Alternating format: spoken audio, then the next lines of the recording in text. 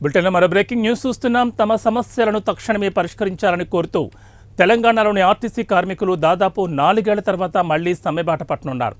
ఈ మేరకు ఇవాళ మధ్యాహ్నం 3 గంటలకు బస్ భవన్లో ఆర్టీసీ ఎండీ సజ్జనార్కు కార్మిక సంఘాల నాయకులు సమ్మె నోటీసులు ఇవ్వనున్నట్లుగా తెలుస్తోంది. అయితే ఈ కార్యక్రమానికి భారీ ఎత్తున ఉద్యోగులు తరలి రావాలని రాష్ట్ర వ్యాప్తంగా ఉన్న కార్మికులకు ఆర్టీసీ జేఏసీ పిలుపునిచ్చింది.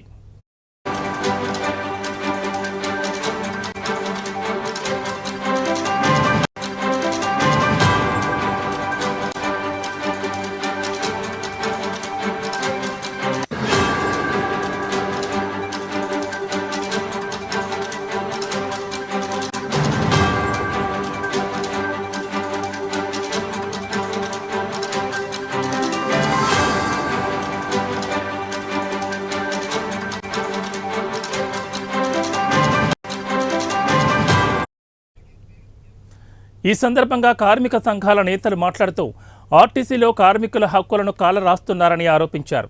సర్వీసుల్లో ఉన్న వారి సమస్యలు అటుంచితే రిటైర్డ్ అయిన వారి సమస్యలను ఇంకా పరిష్కారం కాలేదని అన్నారు.